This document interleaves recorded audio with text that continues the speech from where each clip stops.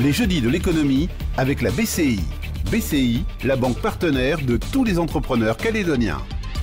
Les jeudis de l'économie Radio Rythme Bleu pour parler cette semaine du secteur du tourisme qui pâtit lui aussi des effets générés par les émeutes, l'absence de touristes, auxquels il faut aussi ajouter des difficultés. Dans certains cas, à bénéficier des aides mises en place constituent des défis pour les acteurs du tourisme au sens large. Nous allons en parler avec nos invités. Vaïa Froger, qui est la présidente du syndicat des agences de voyage, Raphaël Larvor, qui est le directeur du développement économique et du tourisme à la province sud. Nous entendrons également le restaurateur Serge Layek, qui ne pouvait pas être avec nous, mais qui nous a donné son témoignage sur ce qu'il vit actuellement. Alors, on va commencer peut-être, Raphaël Larvor, avant d'explorer, parce que le secteur du tourisme est un secteur très très large, avec un certain nombre de particularités. Il faut rappeler quand même qu'on pourrait parler, c'est un mot à la mode, de tout un écosystème autour du tourisme. Oui, bonjour Jean-François. Bien sûr, on peut parler d'écosystème pour ce qui concerne le tourisme.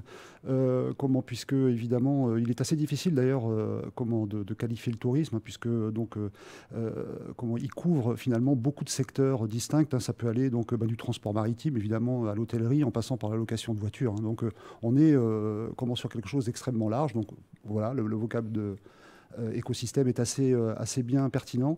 En tous les cas, il faut bien comprendre qu'en matière d'activité économique, c'est absolument central pour la province sud. Avant le Covid, on était quand même sur environ 29 à 30 milliards de chiffre d'affaires et de recettes touristiques, si on compte les touristes et puis les croisiéristes. Donc 30 milliards de chiffre d'affaires, c'est quelque chose d'absolument considérable.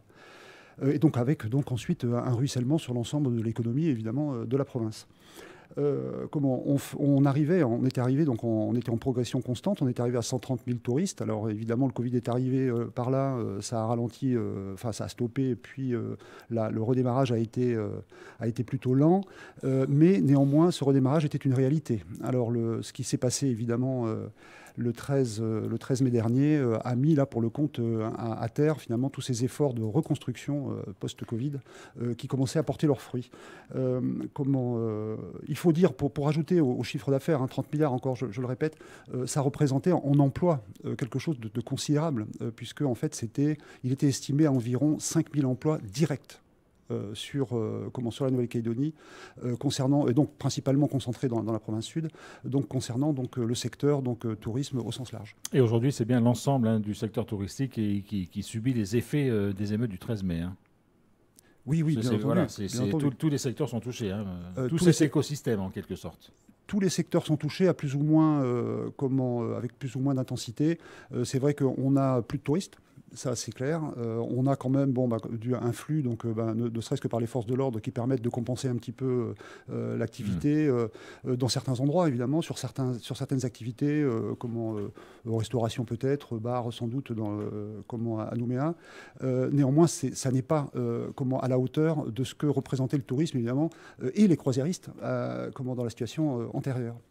Alors, vous confirmez, j'imagine, Vaïa Froger, qu'aujourd'hui, le secteur touristique en général est très durement impacté. Cela touche aussi les agences de voyage dont on rappelle qu'elles font venir et partir les éventuels touristes et les personnes qui entrent et qui sortent du territoire. Et c'est aussi un peu une double peine parce que Raphaël Larvor l'a dit, mais cette crise liée à l'insurrection, cette crise économique liée aux émeutes, suit la crise que vous avez traversée pendant le Covid et donc vous n'étiez pas, vous, agence de voyage, totalement remise encore. Effectivement, il faut quand même rappeler que les conséquences du Covid ont été subies par les agences de voyage jusqu'au mois de juin 2022. Ce n'est pas il y a si longtemps que ça. Pour rappel, en juin 2022, vous portiez encore des masques chirurgicaux dans les avions. Il fallait encore un test PCR dans le nez pour pouvoir prendre l'avion pour aller en Nouvelle-Zélande. Les restrictions, les obligations vaccinales venaient d'être levées. Donc, on est vraiment sur une période, il y a à peine 2 ans, où notre secteur ne fonctionnait pas correctement, ne fonctionnait pas à plein régime. Et ce que l'on déplore aujourd'hui, c'est que, donc, on va dire l'État, la DGFiP, en tous les cas les structures qui nous proposent des aides, nous demandent d'apporter des justificatifs de chiffre d'affaires sur des périodes où nous ne fonctionnions pas correctement, où nous ne pouvions pas fonctionner à plein régime. Ce qui veut dire qu'aujourd'hui, sur ces aides, vous n'arrivez pas à les percevoir, vous ne rentrez pas dans les critères qui sont définis. C'est absolument exact et c'est ce que je veux dénoncer aujourd'hui.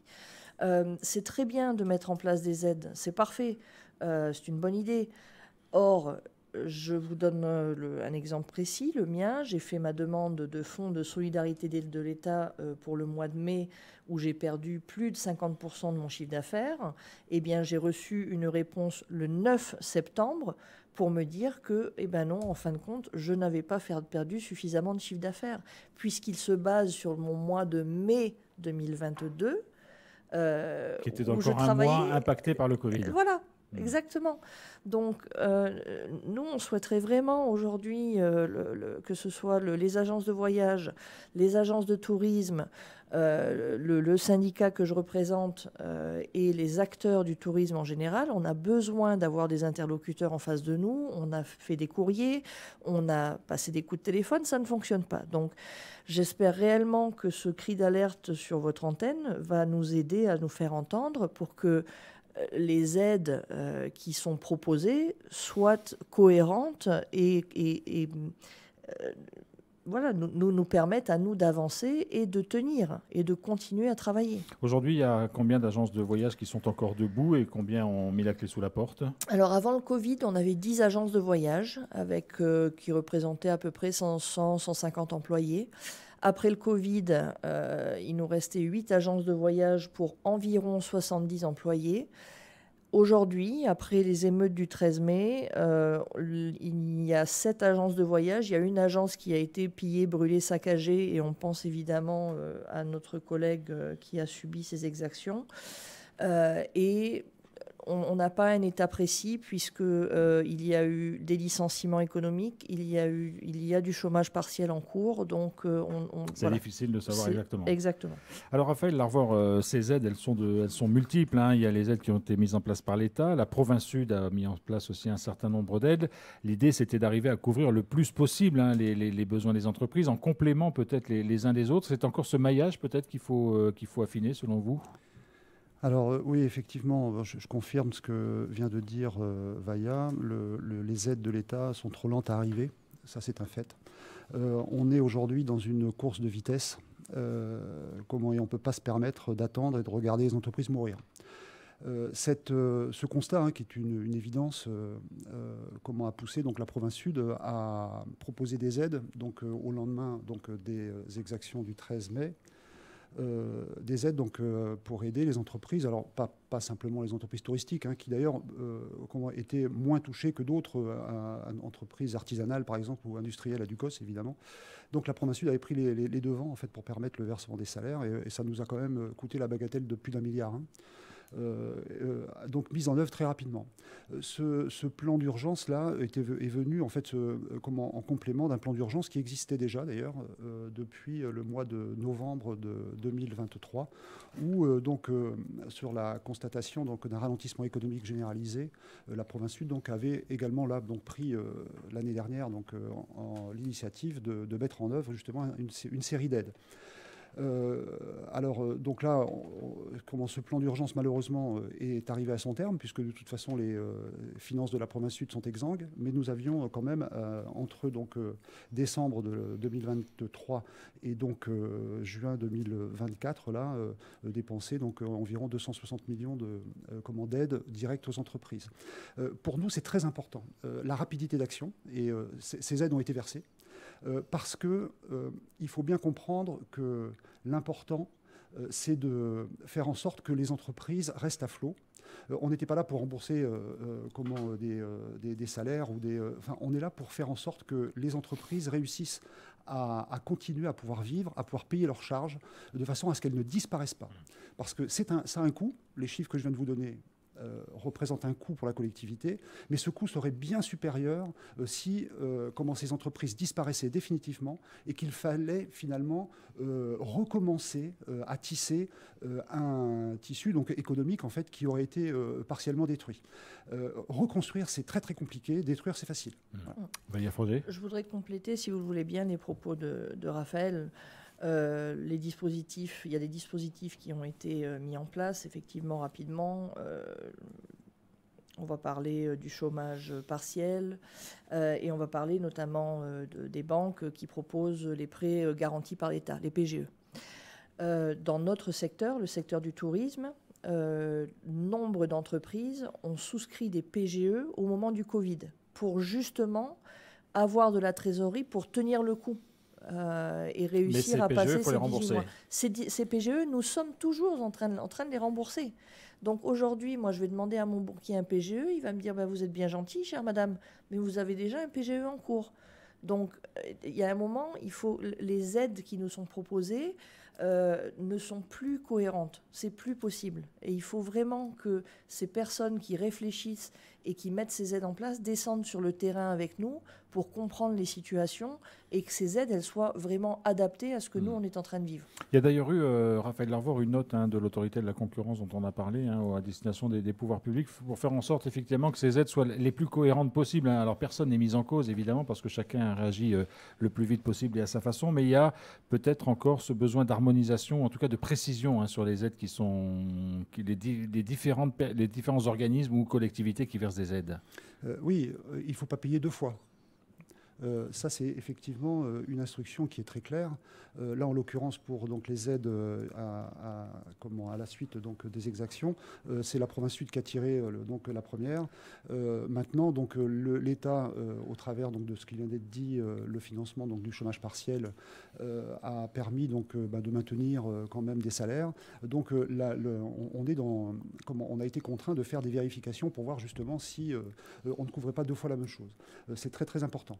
Je tenais quand même à préciser que les aides financières sont une chose, mais ce ne sont pas les seules. La province sud ne fait pas qu'aider financièrement pour maintenir à flot les entreprises, mais on fait en sorte aussi de permettre aux entreprises de travailler. Alors dans le cadre du tourisme, on a l'exemple très, très simple de la réouverture du domaine de Deva, par exemple, où plutôt que de donner des aides, il est bien préférable, parce que c'est ce que veulent finalement les chefs d'entreprise, c'est d'avoir des marchés, c'est de faire du chiffre d'affaires naturellement.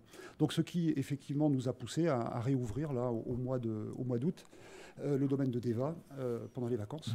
Malheureusement refermé par un risque incendie en ce moment, mais bon voilà, j'espère que c'est très provisoire. Mais disons que ça nous a permis de tester finalement la volonté des Nouméens notamment, mais pas seulement, de retrouver finalement une activité touristique plus normale pendant les vacances scolaires évidemment pour occuper les enfants. On a des fréquentations qui étaient très très encourageantes. Voilà. Bon. Vaïa Froger, si vous me permettez, Jean-François, on parle du domaine de Deva, je voudrais parler d'un modèle économique qui est celui du méridien d'Île-des-Pins. On parle du tourisme local. Ce modèle économique qui effectivement a été une réussite entre les pouvoirs publics et les autorités coutumières qui ont réussi à créer un outil qui a fonctionné, qui a permis de créer de la valeur ajoutée localement, qui a créé du travail localement avec des petites entreprises, et aujourd'hui qui est fermé parce que on veut plus de blancs, on veut plus de touristes à l'Île-des-Pins d'une part, mais par contre ils veulent bien demander du chômage partiel et toutes les aides qui vont bien. Donc j'en reviens à ce que disait Raphaël, c'est très exact, il faut que la province vérifie qu'on ne paye pas deux fois la même chose, mais enfin il y a un moment, il faut aussi que l'État redescende avec nous sur le terrain pour s'assurer que les aides sont utilisées à bon escient. J'en reviens au cas particulier des agences de voyage que vous évoquiez tout à l'heure, Vaïa Froger. Aujourd'hui, qu'est-ce que vous envisagez? Quels sont les recours possibles? Vous n'avez pas de réponse sur les aides que vous demandez. Si on comprend bien, vous n'allez pas pouvoir durer très longtemps dans le temps, vous et les autres agences de voyage. Quels sont les recours? Quelles sont les pistes que vous envisagez pour essayer de sortir de cette situation? Il est certain qu'on ne va pas pouvoir tenir encore 6 mois comme ça. Je vais vous donner des exemples très concrets. Air Calin a ajusté son programme de vol, à juste titre, suite aux exactions. Air New Zealand a décidé de ne plus revenir en Nouvelle-Calédonie avant le mois de mars l'année prochaine. Leur réaction, elle est simplement... Même mois d'avril, parce que c'est fin mars. Oui, bien sûr. Leur réaction, elle est purement économique. Est-ce que la Nouvelle-Zélande a la capacité de faire venir des touristes néo-zélandais en Nouvelle-Calédonie? La réponse est non. Donc leur décision, elle est très claire, elle est simple. Qantas est un partenariat un peu plus de longue date avec Air Calin, donc s'est engagé à revenir au moins sur 2 vols. Mais je vais vous donner des exemples très très très concrets pour que les auditeurs comprennent. Sur la Polynésie française, sur Tahiti, nous avons perdu 250 sièges aller, 250 sièges retour par semaine. Sur le Japon, sur Tokyo, il y a 3 vols qui ont été annulés. Ça peut paraître pas grand-chose. Ça fait 750 sièges en moins à l'aller et au retour. Sur le Japon, certes, mais sur le reste, sur la suite, sur la métropole, sur la Nouvelle-Zélande et sur Brisbane, c'est 450 sièges en moins à l'aller et au retour. Sydney, entre 600 et 900.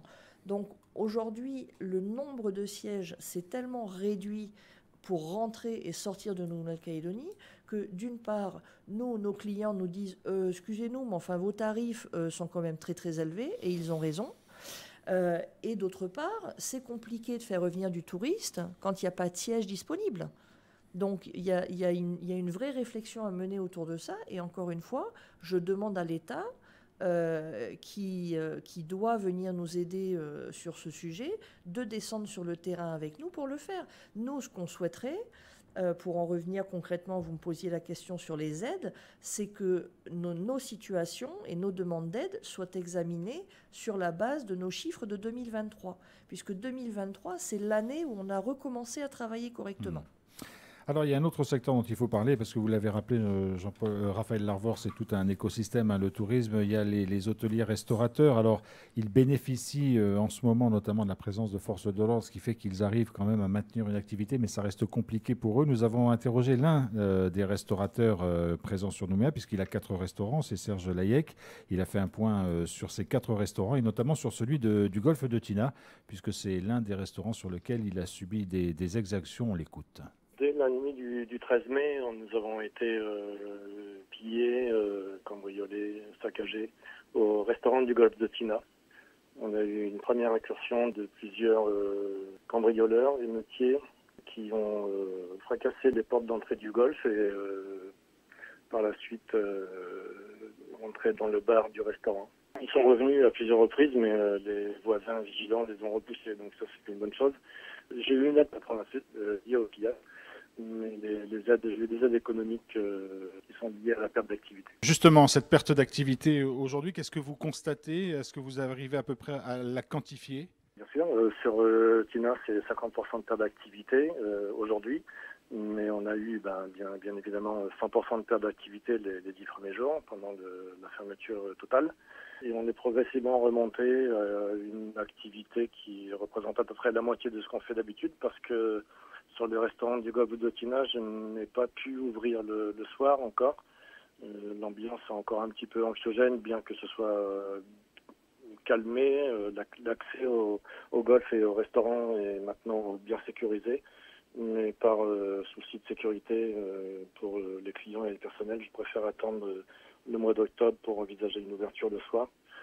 Tandis qu'en ville, l'activité des restaurants a repris plus ou moins normalement. Plus ou moins normalement, c'est-à-dire que vous avez retrouvé un chiffre d'affaires équivalent à peu près à la période d'avant les émeutes? Ça s'est fait progressivement, mais aujourd'hui, le chiffre d'affaires est relativement identique. On a à peu près 10 à 15% en moins. Avec les forces de l'ordre, ça permet d'aider certains établissements. Mais malheureusement, pas tous ne bénéficient de cet appoint d'activité. Le premier mois, donc au mois de mai, on a eu des aides de l'État. Il fallait constater une perte de 50% de chiffre d'affaires. Mais le mois de juin, la perte d'activité était quand même colossale, puisque certains restaurants ne sont pas à 50%. Il suffit d'avoir 45% de baisse d'activité et on n'a pas eu d'aide si on n'a pas eu plus de 50% de perte d'activité. Donc là, il y a une petite anomalie qui n'est pas tout à fait logique. On a bien eu des aides sur le mois de mai, mais pas sur le mois de juin. Aujourd'hui, vous pensez que l'activité peut redevenir à la normale dans les semaines ou les mois qui viennent, ou vous pensez que ça ira plus vite? Je ne pense pas qu'on retrouve une activité identique à ce qu'on avait avant les événements. Alors tant que les forces de l'ordre seront là, déjà ça va sécuriser la clientèle. Mais on se rend compte aussi quelque part que l'activité restaurant et bar s'est concentrée sur les baies principalement, en tout état de cause en ville. Et une fois que les forces de l'ordre seront parties, j'ai bien peur que l'exode qui a commencé dès le mois de mai nous pénalise beaucoup dans nos activités, ça c'est certain. Voilà, Serge Layec, membre du bureau du syndicat des hôtels et restaurants, qui lui-même est gérant de restaurant et qui a donc rencontré un certain nombre de difficultés. On va revenir sur ce qu'il disait à la fin il y a un instant avec vous, Vaïa Froger, mais peut-être avant, Raphaël Larvor, Évidemment, il y a une question qu'on se pose. On sait que la province sud a été réunie ce matin en assemblée plénière. Elle a baissé une baisse de son budget de 4% parce qu'on connaît les difficultés économiques aujourd'hui. Est-ce que la province, comme d'autres collectivités, sont selon vous allées au bout des aides qu'elle pouvait octroyer parce que financièrement, il y a plus d'argent dans les caisses, quoi. Merci pour cette question, effectivement. Ce matin, oui, il y avait le vote de la décision modificative numéro 2 du budget de l'année 2024 qui a effectivement entériné la situation difficile, des finances publiques. Je rappelle des chiffres qui ont été cités en entrée de cette séance de ce matin. L'activité, la perte d'activité, parce que c'est bien ce dont parlait le restaurateur, on parle de perte d'activité, c'est-à-dire que concrètement, ça fait quoi? Ça fait des chiffres d'affaires en moins et ça fait des impôts finalement collectés. Oui, c'est une chaîne, c'est en cascade, ce sont des effets en cascade. Donc on a très concrètement un impact direct sur les finances publiques, qui sont ici, la compétence, c'est le gouvernement qui a cette compétence fiscale, qui collecte les impôts. Et là, en l'occurrence, l'estimation de la perte de ressources fiscales pour la Nouvelle-Calédonie, sur l'année, c'est 32,5 milliards. 32,5 milliards d'impôts en moins qui rentrent dans les finances de la Nouvelle-Calédonie, qui est chargée de la redistribution après aux diverses collectivités. La province sud, évidemment, collectivité majeure de la Nouvelle-Calédonie, c'est 32 milliards en moins pour le gouvernement. Ça représente en fait une moins-value de 11 milliards pour les finances de la province. 11 milliards.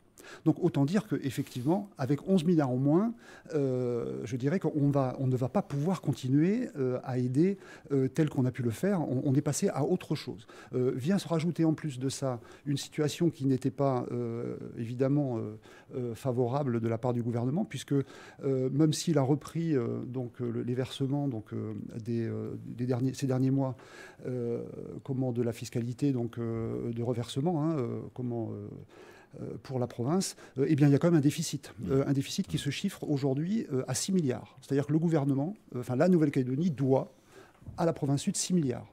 Donc si vous rajoutez à ça la contraction des finances publiques au travers de la baisse de l'activité, vous comprenez finalement la situation de la province. Donc non, les aides aujourd'hui, on essaie. Plus. On ne peut plus. C'est voilà. On fait tout ce qui est de notre possible pour conserver quand même une capacité pour payer évidemment le fonctionnement et aussi pour se préserver des capacités d'investissement, parce que l'investissement, c'est bien là où se jouera finalement l'avenir de la Nouvelle-Calédonie. C'est notre capacité à pouvoir relancer finalement des grands chantiers, regarder devant plutôt que être obligé de gérer le quotidien comme on le fait aujourd'hui. Et là, oui, peut-être que l'État sera à nouveau, et je l'espère plus efficacement, appelé à la rescousse. Alors, c'est vrai, il y a quand même, il faut reconnaître, des annonces qui ont été faites. Sur l'investissement de l'État, des promesses, je dirais, de financement à venir.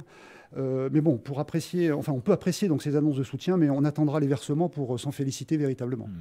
Alors, Vaïa Froger, on l'a dit, pour l'instant, à Nouméa, dans le Grand Nouméa, en tout cas, les forces de l'ordre permettent de maintenir une certaine activité, en tout cas au niveau des hôtels-restaurants, mais ça ne va pas durer. Voilà. Et puis, on sait qu'il y a aussi un certain nombre de départs, donc ça génère beaucoup d'inquiétudes pour vous. Alors, je suis très heureuse pour nos collègues restaurateurs et hôteliers qui aient ces forces de l'ordre effectivement pour consommer chez eux. Malheureusement, c'est pas nous qui faisons leur billet d'avion.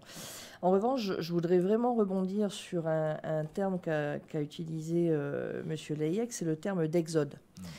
L'activité principale aujourd'hui des agences de voyage, ce sont effectivement des billets en aller simple, principalement sur la métropole. Et je tiens à le dire haut et fort, non, ce ne sont pas que les métros qui s'en vont. Ce sont tous les Calédoniens, de toutes les couleurs, de tous les âges, de tous les formats, de toutes les tailles. Pour la simple et bonne raison qu'il y a à peu près 15-20 000 personnes, c'est le MEDEF ou la CAFAT qui nous le confirmeront, qui ont perdu leur travail en Nouvelle-Calédonie. Et entre avoir le choix de rester au chômage en Calédonie et potentiellement vivre sous un pont ou retourner vivre chez vos parents, ce qui n'est peut-être pas la meilleure des choses, et partir en métropole et trouver du travail, eh bien, vous faites le choix de prendre un billet en aller simple et de partir chercher du travail. Et ils ne le font pas de gaieté de cœur. Je peux vous dire que nous, il y a quelques pleurs dans l'agence, parce que nous, on le ressent dans nos tripes aussi. C'est vraiment pas des situations qui sont agréables. On a des parents qui envoient leurs enfants en métropole pour continuer leurs études parce que, par exemple, l'école d'infirmière a brûlé en Nouvelle-Calédonie. Votre fille, elle veut être infirmière, vous faites comment? Eh bien, la solution, c'est de l'envoyer en métropole. Voilà. Donc aujourd'hui, on a vraiment un sujet sur les départs qui ne sont pas des départs d'abandon. Les gens n'abandonnent pas la Calédonie. C'est qu'aujourd'hui, ils vont chercher du travail ailleurs parce qu'il n'y a pas le choix. Et si je peux vraiment passer un dernier message, moi je voudrais... on a écrit des courriers à la terre entière, au commissariat, à la DGFiP, etc. S'il vous plaît, recevez-nous parce qu'on a besoin de ces aides pour tenir le coup. Merci beaucoup à tous les deux d'être venus dans ces jeudis de l'économie Radio Rythme Bleu pour nous parler des difficultés actuelles du secteur du tourisme au sens large, parce que, encore une fois, c'est un secteur qui regroupe beaucoup d'emplois directs, indirects et qui touche beaucoup d'activités économiques. C'est une émission qui sera disponible en réécoute sur notre site internet dans quelques minutes. Merci beaucoup et bon après-midi. Merci à vous.